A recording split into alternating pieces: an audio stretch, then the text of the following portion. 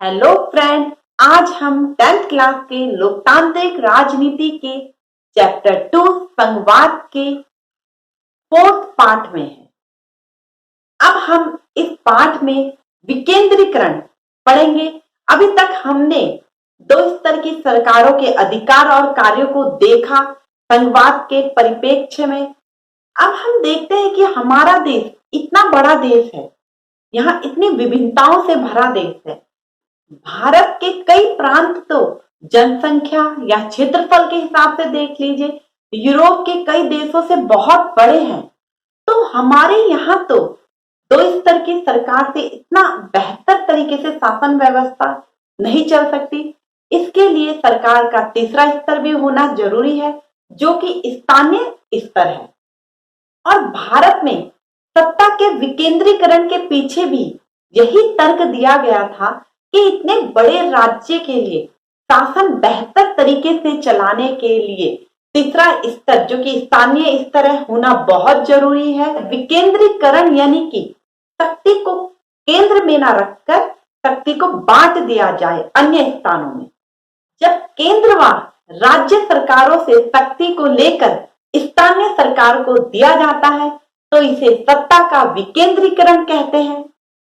अब सवाल ये उठता है कि हमें तीसरे स्तर की जरूरत क्यों पड़े। तो विकेंद्रीकरण के पीछे बुनियादी सोच भी यही थी कि जो स्थानीय मुद्दे हैं उन्हें स्थानीय लोग अच्छे से समझ सकते हैं। जैसे देखिए, अब प्रधानमंत्री तो हर जगह नहीं जा सकते या मुख्यमंत्री, तो जो स्थानीय समस्याएं हैं उन्हें स्थानीय लोग बहुत अच्छे से समझ सकते हैं और उन्हें सुलझा भी सकते हैं।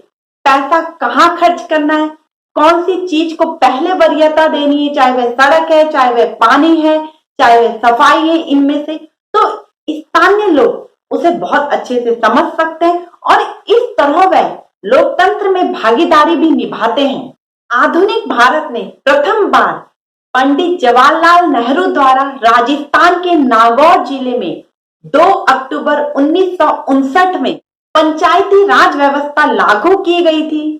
फिर गांव के स्तर पर ग्राम पंचायतें और शहरों में नगर पालिकाओं की स्थापना की गई, परंतु इन्हें राज्य सरकारों के सीधे नियंत्रण में रखा गया और ना ही इनके चुनाव निश्चित समय में कराए जाते थे, ना तो इनके पास कोई अधिकार थे, ना साधन।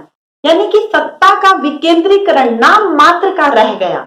वास्तविक विकेंद्रीकरण की दिशा में बड़ा कदम 73वें संविधान संशोधन द्वारा 1992 में लिया गया। 1992 में संविधान में संशोधन करके इस तीसरे स्तर को ज्यादा प्रभावी और शक्तिशाली बनाया गया। हाँ, तो संविधान में निम्न प्रावधान किए गए तीसरे स्तर की व्यवस्था को शक्तिशाली बनाने के लिए, जो इस प्रकार है। अब इनके चुनाव नियमित रूप और निश्चित समय में होने लगे। निर्वाचित सदस्यों व पदाधिकारियों के पदों में अनुसूचित जाति, अनुसूचित जनजाति तथा पिछड़ी जातियों के लिए सीटें आरक्षित की गई। तीसरी जो इसमें व्यवस्था की गई कि महिलाओं का राजनीतिक प्रतिनिधित्व बढ़ाया गया। हम देखते हैं कि अभी तक हमारे देश में महिलाओं को राजनीति में उतना प्रतिनिधित्व नहीं मिला है जितना मिलना चाहिए। अगर हम लोकसभा की ही बात कर लें तो लोकसभा में कुल सदस्यों के 10% सीट भी महिलाओं को नहीं मिली है। राज्य की विधानसभाओं में उनका 5% से भी कम है। तो हम देखते हैं भारत की विधायिकाओं में महिला प्रतिनिधि का अनुपात बहुत कम है। इस समस्या को सुलझाने का एक तरीका तो निर्वाचित संस्थाओं में महिलाओं के लिए कानूनी रूप से एक उचित हिस्सा तय करना है। भारत में पंचायती राज व्यवस्था के अंतर्गत कुछ ऐसी ही व्यवस्था की गई है। स्थानीय सरकारें यानी पंचायत और नगर पालिकाओं में 1/3 पद महिलाओं के लिए आरक्षित किए गए हैं और कई राज्यों में तो ये 50% तक है।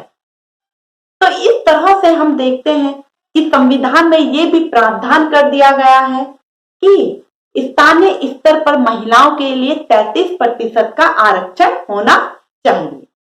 चौथा, हर राज्य में पंचायत और नगर पालिका चुनाव कराने के लिए राज्य चुनाव आयोग नामक स्वतंत्र संस्था का गठन किया गया है। फिर हम देखते हैं कि राज्य सरकारों को अपने राजस्व का कुछ हिस्सा इन स्थानीय सरकारों को अपना शासन चलाने के लिए देना पड़ता है। इस तरह से हम देखते हैं कि संविधान में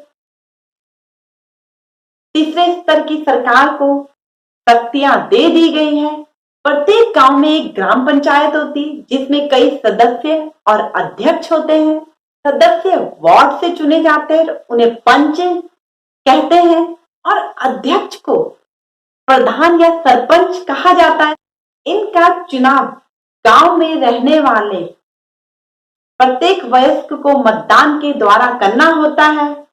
और पंचायतों का काम ग्राम सभा की देखरेख में चलता है। हम देखते हैं कि जनसंख्या के अनुसार एक ग्राम सभा में कई गांव हो सकते हैं और कई बार एक गांव की ही एक ग्राम सभा होती है। ये जनसंख्या पर डिपेंड करता है। ग्राम पंचायतों के कामकाज की समीक्षा करने के लिए साल में 2 या 3 बार बैठक होती है। और ग्राम पंचायत के कार्य भी स्थानीय स्तर पर क्या क्या है। ग्राम पंचायत के कार्य जैसे कि ग्राम को स्वच्छ रखना, सड़कों में प्रकाश व्यवस्था रखना, कूड़े फेंकने की व्यवस्था, औषधालयों का रख रखाव करना, कुओं की सफाई, मेलों और चारागाहों की व्यवस्था करना, जन्म मृत्यु का लेखा जोखा रखना, बीमारियों के रोकथाम के लिए दवाइयों का छिड़काव, टीका लगवाना, कब्रिस्तानों व शमशान की देखभाल करना। स्थानीय स्तर पर ऐसे कई कार्य हैं जो ग्राम पंचायत देखती है। स्थानीय ढांचा भी त्रिस्तरीय होता है, जैसे जिला स्तर, खंड स्तर, फिर गांव के लिए ग्राम पंचायत और शहर के लिए शहरी निकाय, नगर पालिका, नगर निगम आदि। कई ग्राम पंचायतों को मिलाकर पंचायत समिति का गठन होता है। इसे मंडल या खंड स्तरीय पंचायत भी कहते हैं। और किसी जिले की सभी पंचायत समितियों को मिलाकर जिला परिषद का गठन होता है।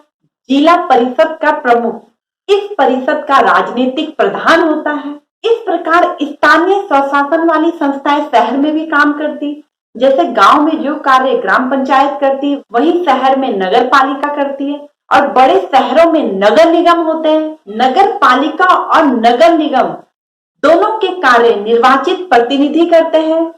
स्थानीय सरकारों की ये नई व्यवस्था दुनिया में लोकतंत्र में अब तक का सबसे बड़ा और बढ़िया प्रयोग रहा है।